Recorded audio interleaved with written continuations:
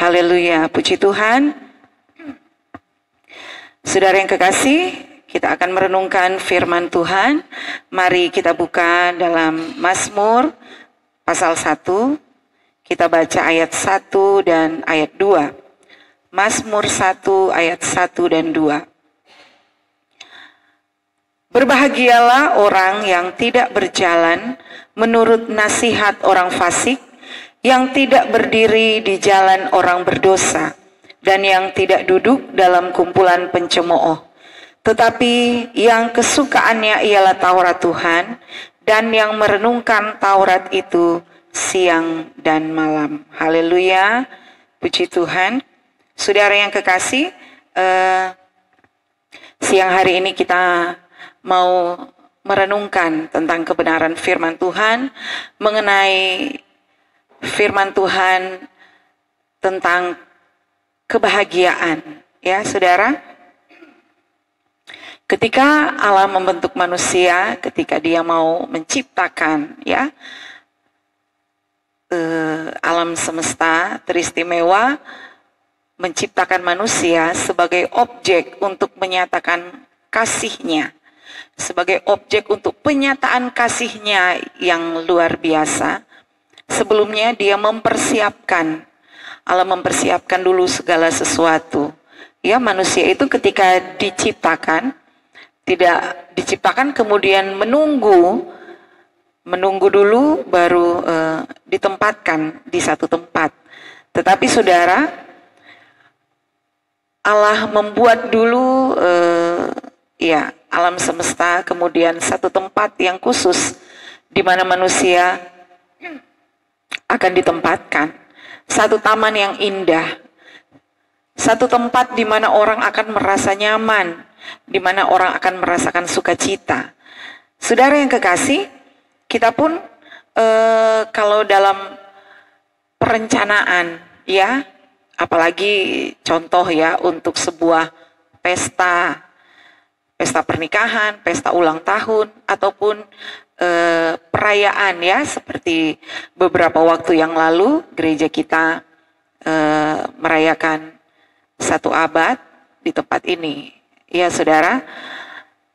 Ini dipersiapkan, dan persiapannya itu tujuannya itu untuk sesuatu yang ketika kita lihat kita itu senang, ya, dengan dekorasi yang dibuat ya semeriah mungkin, dekorasi yang menarik perhatian, yang enak dilihat, yang membuat rasa senang, ya, dalam hati, ya, dalam ketika kita pada saat acara berlangsung, kita itu merayakan dengan penuh sukacita, ya, ada rasa bahagia, ya. Jadi bahagia itu sebuah pencapaian sebenarnya, ya, dari ataupun terlepas dari sesuatu yang menyusahkan.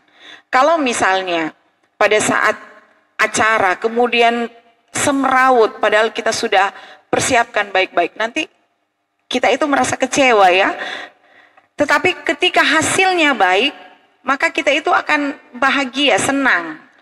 Nah, Tuhan ketika membuat Taman Eden itu dipersiapkan secara luar biasa, kemudian menempatkan manusia sebagai ciptaan yang sempurna. Kita ini adalah ciptaan yang sempurna, ya, sebenarnya saudara, bahwa kita dipersiapkan untuk tujuan yang baik. Tidak pernah Allah itu mempersiapkan untuk hal yang tidak baik. Tetapi rancangan Tuhan itu rancangan damai sejahtera, bukan rancangan kecelakaan. Rancangan hari depan yang penuh harapan. Jadi segala sesuatu yang dipersiapkan Tuhan bagi kita adalah yang terbaik.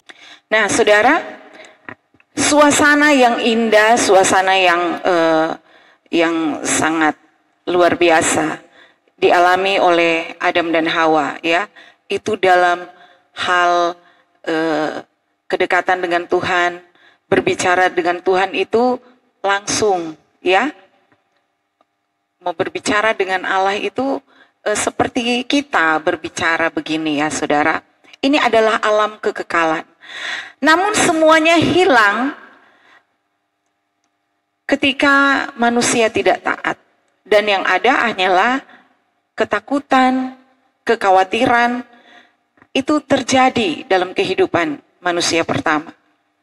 Ketakutan bahwa mereka ini telah berbuat salah, ya, sehingga pada saat Allah mencari manusia itu, Adam, di mana engkau? Ya, dia bersembunyi.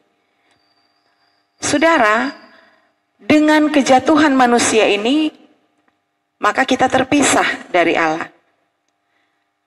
Dan bagaimana hal ini dapat dilanjutkan lagi? Ya, saudara, bagaimana hal ini dapat terjadi lagi? Ada komunikasi yang baik. Nah, inilah yang dipersiapkan Tuhan. Walaupun kita telah putus hubungan dengan Allah, tetapi Tuhan tidak pernah merencanakan untuk kebahagiaan itu tidak menjadi bagian manusia, atau tidak akan pernah lagi dirasakan oleh manusia. Karena tujuan Tuhan itu adalah hidup bersama dengan kita, ya, untuk tetap terus menyatakan kasih-Nya yang besar. Jadi kebahagiaan itu pada saat Adam dan Hawa jatuh ke dalam pencobaan itu akhirnya hilang dalam kehidupan manusia. Dan manusia itu sampai hari ini berlomba-lomba untuk mencari cara agar supaya seseorang itu memiliki rasa bahagia. Karena manusia ketika dia jatuh, ketakutan, kekhawatiran, dan kemudian hal-hal yang tidak baik mulai terjadi dalam kehidupan manusia, karakter-karakter yang tidak baik mulai timbul, ya, marah, ya, geram, kekecewaan. Hal-hal ini ada dalam kehidupan orang yang tidak bahagia. Berbanding terbalik dengan orang yang berbahagia, pasti rasa sejahtera, sukacita, nyaman. Saudara, Tuhan tidak pernah mau membiarkan kita ada dalam hal ini, ya, yaitu ketidakbahagiaan. Di dalam Mazmur yang kita baca tadi, bahwa orang yang berbahagia itu yang pertama, yaitu orang yang tidak berjalan menurut nasihat orang fasik. Jadi kalau yang memberi nasihat itu mestinya adalah orang yang bijaksana, ya. Kalau orang yang fasik, bagaimana dia mau memberikan nasihat? Orang yang fasik ini apa, saudara? Orang yang fasik itu adalah orang yang tahu firman, tetapi tidak mau melakukan. Orang fasik itu yang dia lakukan itu maunya apa? Berbuat yang jahat. Nah, jadi orang yang kecenderungannya berbuat yang jahat, bagaimana mungkin dapat memberikan nasihat? Nasihatkan itu mestinya orang yang bijak yang memberikan nasihat. Orang yang arif atau orang arif bijaksana. Nah, ini orang yang mestinya memberikan nasihat. Tapi kalau orang fasik kemudian memberikan nasihat, berarti nasihatnya atau ajaran-ajarannya mengandung hal-hal yang jahat, menjauhkan dari Tuhan, membawa kehidupan orang yang dinasehati itu lebih jauh daripada jalan kebenaran firman Tuhan. Sehingga Tuhan katakan bahwa orang yang berbahagia itu adalah orang yang tidak berjalan menurut nasihat orang fasik. Jauhi ajaran-ajaran, nasihat-nasihat yang tidak sesuai dengan kebenaran firman Tuhan. Kejahatan itu merupakan hasil atau buah dari hati yang jahat. Nah, kalau orang yang sudah kecenderungan berbuat jahat, apa yang dilakukan hasilnya jahat. Dan ini menular, ya saudara. Orang lain cepat terpengaruh dan akhirnya ikut-ikutan membuat hal yang demikian, hal yang tidak baik. Sehingga kita perlu sebuah pertahanan. Pertahanan yang kuat menghadapi orang-orang fasik. Karena kita hidup di dunia ini menghadapi juga orang-orang yang fasik. Usahakan kita untuk ada di dalam kebenaran firman Tuhan. Kalau di dalam Efesus dikatakan perisai itu iman. Kita harus memiliki perisai iman. Iman itu timbul dari pendengaran, dan pendengaran akan firman Tuhan. Jadi kekuatan kita menghadapi orang fasik hanya dari perisai iman kita, yaitu iman yang timbul dari pendengaran akan firman Tuhan. Bagaimana kita akan memiliki iman kalau kita tidak bersekutu? Bagaimana kalau kita dapat menghadapi orang fasik kalau kita tidak baca firman Tuhan? Kalau kita tidak hidup dalam kebenaran firman Tuhan? Kalau kita tidak selalu dengar firman Tuhan, menjauhi ibadah-ibadah, tentu kita tidak bisa bertahan menghadapi orang-orang fasik. Orang akan cenderung mengikuti, ya. Jadi orang yang berbahagia yang pertama yaitu tidak berjalan menurut nasihat orang fasik. Yang kedua, tidak berdiri di jalan orang berdosa. Dosa itu adalah kejahatan atau penentangan terhadap firman Tuhan. Firman Tuhan itu adalah hukum-hukum Tuhan yang harus selalu kita patuhi. Kalau Adam dan Hawa, mereka jatuh karena mereka tidak taat, tidak patuh kepada firman Tuhan. Apa yang difirmankan Tuhan, jangan makan buah pengetahuan yang baik dan yang jahat. Tapi mereka melanggar. Mereka tahu itu salah dan mereka melanggar. Hal itu disebut dosa. Jadi dosa yaitu kita melanggar firman Tuhan. Akibat dari kita melanggar firman Tuhan, akibat dari dosa adalah maut. Kehidupan yang kekal di alam maut, di neraka, saudara. Jadi maut itu dapat dikalahkan hanya dengan firman Tuhan. Hanya dengan Yesus Kristus yang adalah firman yang menjadi manusia. Sehingga kita perlu percaya kepada Yesus. Ketika kita percaya kepada Yesus, maka dosa kita dihapuskan. Maka kita diampuni dan kita diangkat dari alam maut. Sebenarnya bagian kita adalah alam maut. Karena semua manusia telah kehilangan kemuliaan Allah. Semua manusia telah berbuat dosa. Tidak ada satu manusia pun yang melakukan kebenaran firman Tuhan yang sempurna. Hanya Yesus saja. Karena Yesus adalah firman Allah yang menjadi manusia. Sehingga hanya pribadi Yesus yang dapat menyelamatkan kita. Jauhi dosa, ya. Tidak berjalan menurut nasihat orang fasik, tidak berdiri di jalan orang yang berdosa, ya, adalah orang-orang yang berbahagia. Yang ketiga, tidak duduk dalam kumpulan pencemooh. Kita ini manusia sosial, ya, harus hidup bersosial. Tidak ada manusia ini cuma hidup sendiri terus, ya. Kita kan lahir dari lingkungan keluarga. Jadi hubungan sosial kita itu mulai dari masih kecil. Dari masa lahir, dia kenal dia pe mama, papa, dia pe kakak, adik, ya. Dalam lingkungan keluarga. Kemudian lingkungan pergaulan, mulai sekolah. Kemudian lingkungan pekerjaan. Kemudian lagi dalam lingkungan masyarakat di sekitar. Nah, firman Tuhan berkata bahwa pergaulan yang buruk merusak kebiasaan yang baik. Jadi kita itu harus memilih pergaulan kita. Jangan duduk dalam kumpulan pencemooh. Jangan sama-sama dengan orang-orang yang kita sudah tahu kelompok ini, kelompok yang suka mencemooh. Kelompok yang suka bercerita tentang orang lain, mencemooh. Oh, yang sana begini, yang sana begitu. Oh, yang dia ini kelakuannya begini, kelakuannya begitu. Tertawa-tertawa, mempermalukan orang lain. Orang yang mencemooh, apalagi sudah berkumpul, lebih lama itu cerita, lebih meningkat. Asik, ya. Gosip, semakin digosok, semakin sip. Susupo, saya tidak tahu kepanjangannya apa. Ya. Lebih cepat dari Suzuki. Berita, ya.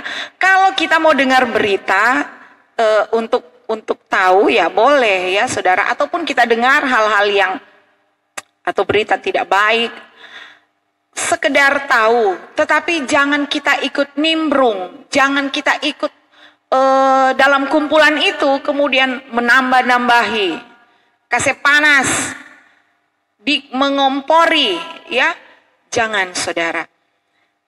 Kita itu sebenarnya orang-orang itu adalah orang-orang dalam lingkungan orang yang tidak berbahagia. Jadi jangan ikut-ikutan dengan kumpulan itu. Jauhi ya, tidak duduk dalam kumpulan pencemooh. Itulah orang yang berbahagia.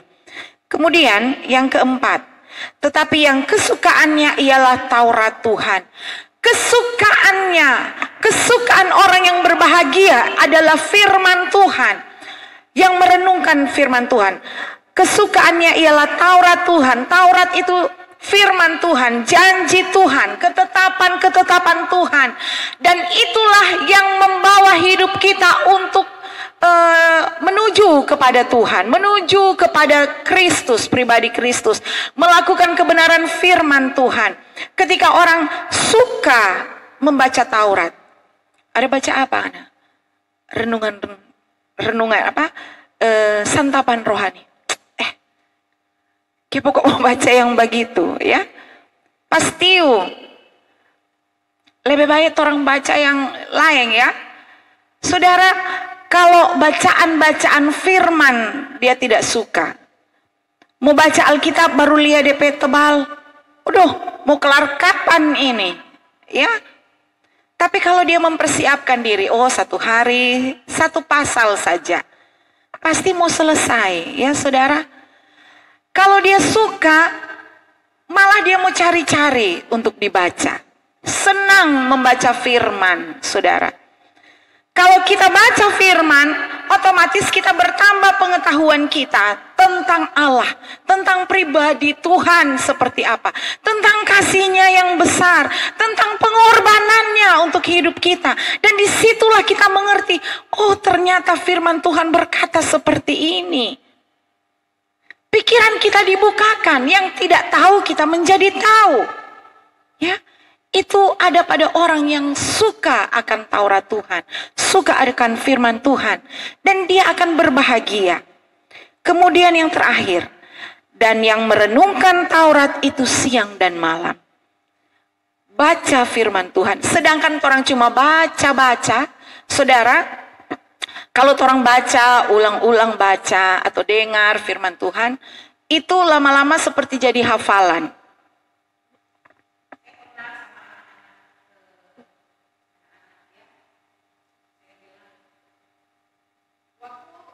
Kami tinggal saya masih kecil itu tinggal di asrama polisi ya, karena orang tua saya polisi, dan di tempat kami itu, jadi karena setiap hari dengar, sampai hari ini saya tahu, kalau diucapkan saya ya, karena dengar.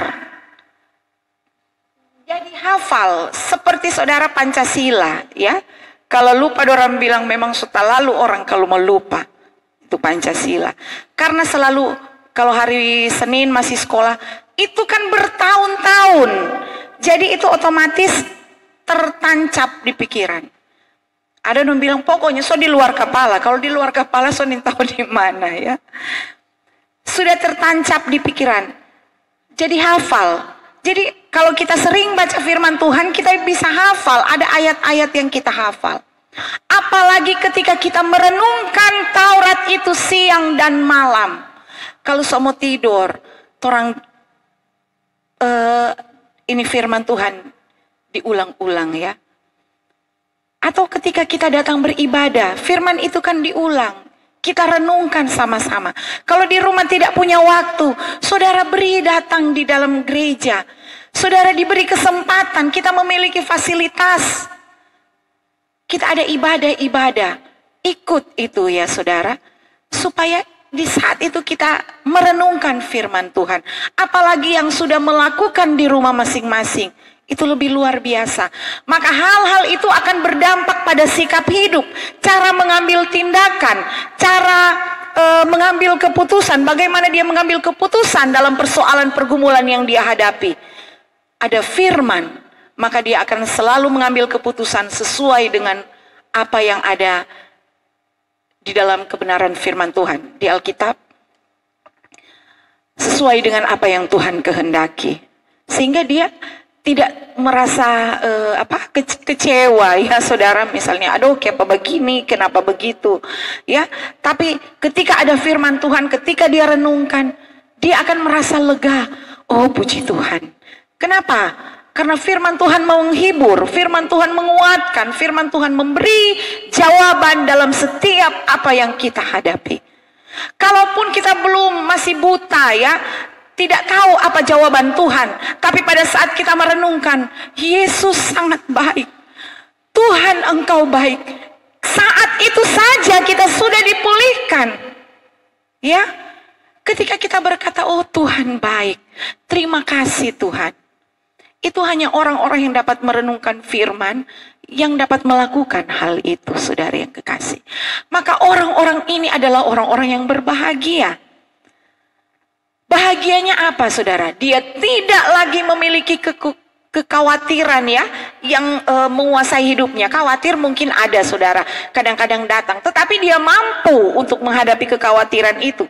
Ketakutan mungkin datang, tapi dia mampu mengatasi ketakutan itu. Persoalan datang, pergumulan datang, tapi semuanya bisa diatasi oleh firman yang tertanam dalam hidup kita. Itulah orang yang berbahagia. Apalagi kita pikir maut tidak menguasai hidup kita. Karena ketakutan yang paling besar bagi orang, bagi manusia itu adalah apa? Alam maut. Ya, kalau saya mau tanya sekarang, Diva, anak kalau semua mati sekarang mau atau enggak? Belum kan? Kenapa? Masih merasa, masih apa? Masih takut ya. Yang paling ketakutan itu apa? Mati ini mau kemana? Nah, tapi ketika orang yang percaya, memang kalau mau suka mati, belum ya. Tapi ketika, oh iyo ya, tapi tiap apa? Biasa kan begitu. Tuhan mau panggil sekarang, besok terserah. Yang penting orang di dalam Tuhan, memiliki keyakinan yang sungguh, percaya sungguh kepada Tuhan. Maka kita tidak takut menghadapi apapun yang ada dalam hidup kita. Karena firman Tuhan ada dalam hidup kita. Maka kita akan tetap terus berbahagia.